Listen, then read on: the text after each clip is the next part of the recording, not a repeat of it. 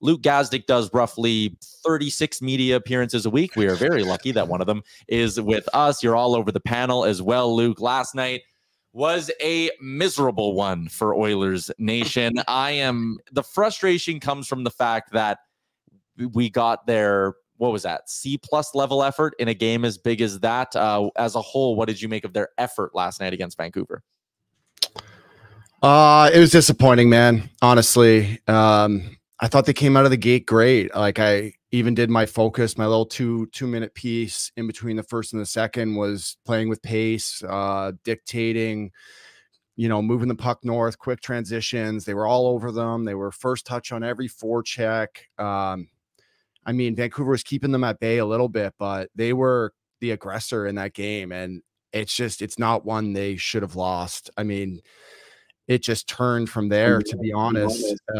It's just a disappointing one, especially the third period. I just thought there was going to be a push. I thought there was going to be a bigger push with everything that's at stake and possibly coming up back home with a lead in the series on the line. The third period was just the most disappointing for me. Like, listen, I'm kind of going all over the place here, but I've given a lot of flowers to the Canucks and I've given a lot of flowers to JT Miller.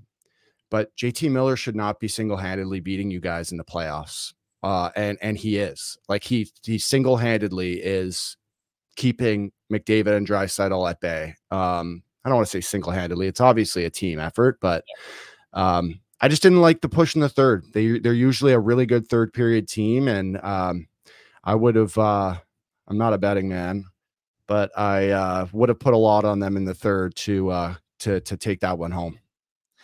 I kept saying, we were out at our party spot, Greta, last night, assuming my buddy, and I was like, they just need 10 good minutes. Like, they haven't played. That was a brutal second period. We're going in third. I was like, they just need 10 good minutes.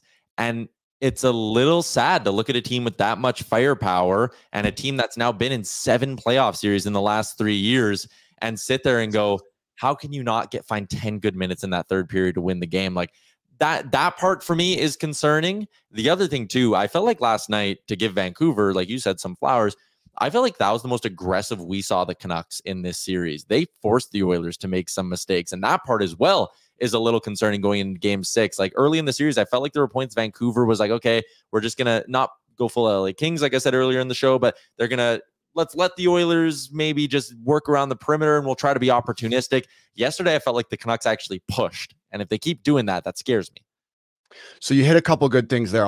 I'll tackle those one at a time. The first thing is, this is not new to them. This isn't an Oiler team that hasn't been through this experience before, right? Like, they've talked about how they're mentally tougher from the years past in the playoff series that they've been through. So that was one of the more reasons why it was more disappointing, is this scenario and this experience is not new to them. They're a little more veteran. They're a little older, a little wiser. And so I think I just expected more from them. You hit on it a little bit before I was coming on, but then we just touched on it there, is like, I don't think, well, we haven't seen the real Oiler team all series. Is the most frustrating part, depending on how this goes, is like, I haven't walked away from one game being like, wow, that was a full Oilers 60 top to bottom, every guy, where you walked and you're just walked away and you're like, man, there it is. Like, that's the Oil that I know. When they want to be dominant and they want to push the pace from start to finish, like, that is the Oilers.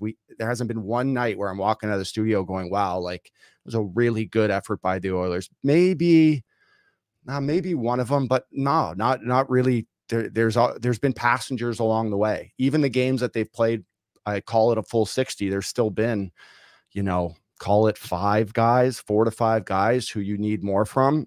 And the Vancouver aggressiveness, I really noticed that on the penalty kill on Edmonton power play. Man, you give that team 5 power plays, that's the game right there. And it's a death sentence. So they clearly made adjustments and they went super aggressive on entries and in zone. We would be sitting there the first probably three games, and Bieksa was yelling at the TV about how passive they were the Vancouver penalty killers.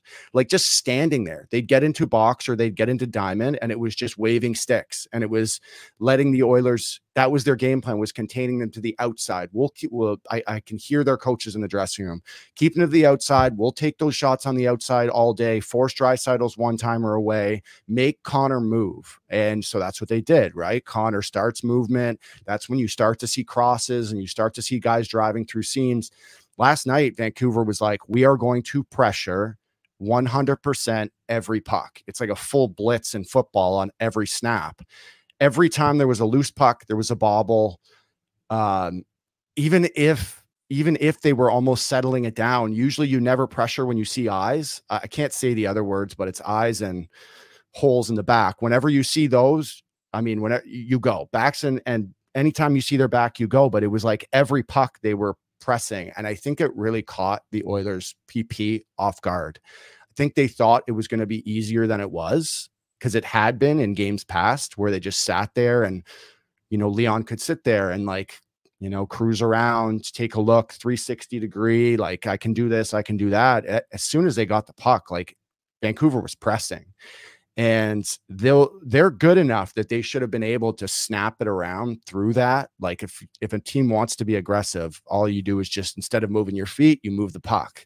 Puck moves faster than any penalty killer can. So I think that's something that they're going to have to adjust. I know there's not a lot of time in between games, but you watch video, and I just thought you're so right. 5-on-5, but I really saw it shorthanded for Vancouver. Was they took another step in their aggression.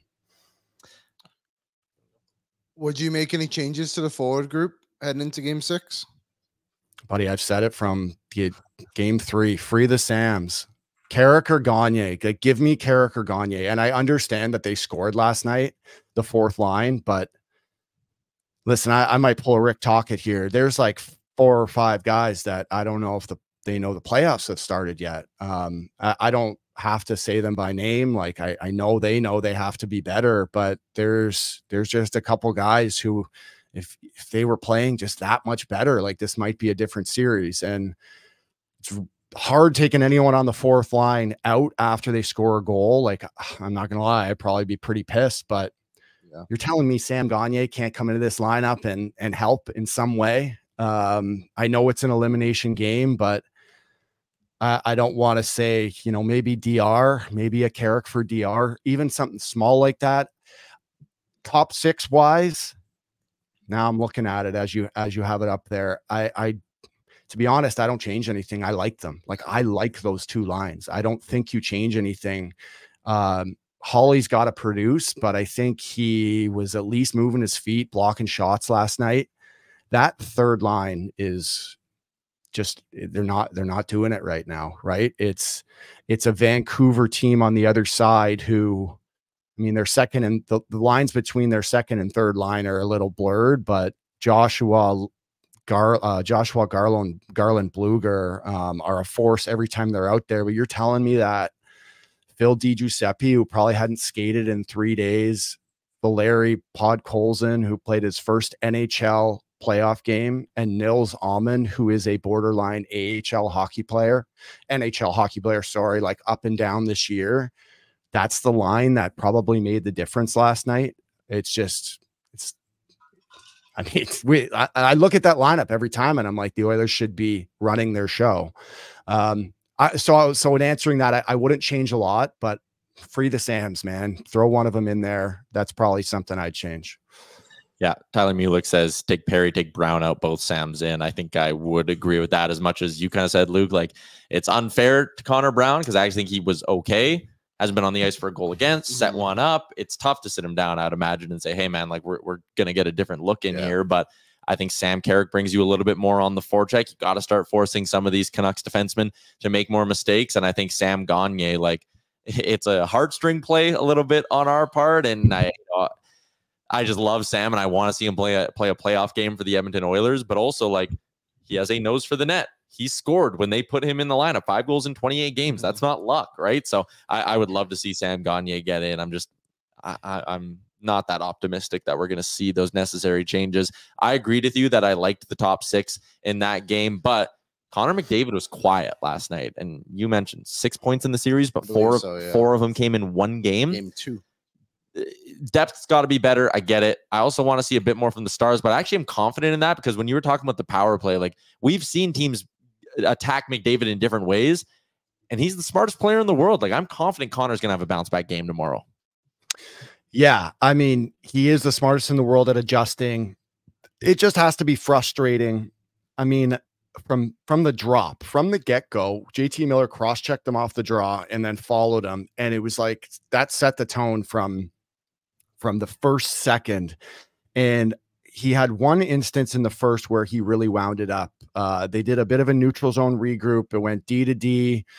Connor started wheeling below the blue line, the Oiler blue line, and it was that vintage like 7-8 crossover. It was a stretch pass to Hyman, one touch to Connor with speed, and Susie just did a great job at just steering him and containing him to the outside. And that was the only real time that I saw Connor have time and space. And you don't have to be in his hip pocket every time, but they're getting in his skating lanes. They're steering him basically from the red line in towards the D zone, and then it's 3 defensemen that they have that are 6'7" that have these really long sticks and reach, and they're almost creating a 2-on-1 every time he gets the puck. So he basically has to beat 2 guys every time he has the puck, which A, that is physically demanding, and B, it is about as probably mentally frustrating for him, where they're just not giving him the respect, right? Like JT just seems like he doesn't care who it is. He's playing him as hard as ever. So yeah, it might sound like a bit more flowers for Canucks, but they're just playing him really hard. And I have a feeling he's going to have a really big game 6. We're coming back home, elimination game back against the wall. I don't care how hard they play against them. I don't care if they put 3 guys against him. I think he's going to have a really big game 6, and I think it's going to be one of those ones that's fun to watch. Yeah, I think, I mean, they need a bunch of things to go their way. A flip side, if you want to try to look at this, or if I should say, want to try to look at this with a grain of positivity, I actually think last night, that's probably Vancouver's, maybe not A+ game, but that's probably their A or A- game. They played very, very well. Like we said, pushed the pace, aggressive, did some things that they weren't doing earlier in the series. And yet they still needed a puck off a skate to go right to JT Miller to win that game with 30 seconds left. And maybe they would have won it in overtime, whatever. You can do those arguments. That's their best. That's their best. That's the most frustrating part. That's the most frustrating part is that's their best. And you're still right there. Like it. And that's what I'm saying. I hate to bring it back to a small number of guys, but if you have everyone contributing, it just makes that much of a difference. If you score 1 of your 5 power plays, 2 of your 5 power plays, and you win the game, like it just comes down to execution and like beating the guy next to you every time you're on the ice. And that's, I think, the most frustrating part is you just hit the nail on the head is that is their best. Like for 40 minutes there, call it 20 minutes, maybe the second period, like that's the best Vancouver's got. And you're still right there. So it's not that far out of reach. And I think they know that. And I think that's why it's so A, disappointing, and B, frustrating. Yeah. Hopefully they can channel that frustration. Last one I got for you guys. As we do, we wrap up with our Great Clips inbox question. More than 4,400 hair salons through Canada and the United States. They are locally owned, operated, and open 7 days a week. And your time is valuable. Use the Great Clips check-in app. See the wait time, check in on your phone. Get your haircut when you want. Great Clips. It's going to be great. This one comes in on the YouTube from Bring Cassian Home. You probably knew this one was coming at some point, Luke. Who are they starting in net? I honestly thought you were going to lead the show with this. I've been talking myself through it on every hit that I've been doing. And the more I think about it, it's got to be Stu. To me, it's got to be Stu. I think you go back to him at home in game 6. He's your guy, man.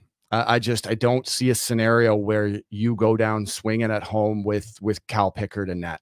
I think, man, like I'm kind of even, you can tell I'm riding the fence right now, but I just think it has to be Stu. I don't know if they see it the same way I do or anyone does, but It's tough because I start to put the cart ahead of the horse and think of scenarios where if they get up 1 or 2 early, if he lets in a bad one early, like the team just kind of sags in front of him. But I think it's Stu, and I think it will be Stu. Interesting. I have zero idea. I can't guess. No idea. One person in the chat who disagrees with you is our boy who's been pretending to be Calvin Pickard literally all season in the chat. He hasn't missed. Hey, Cal, I know Cal's in the chat. Listen, I don't think, like, I wouldn't be upset at either decision. I think either one I'm fine with, but Stu's your starter. He's your starting goalie. You finally got him some rest.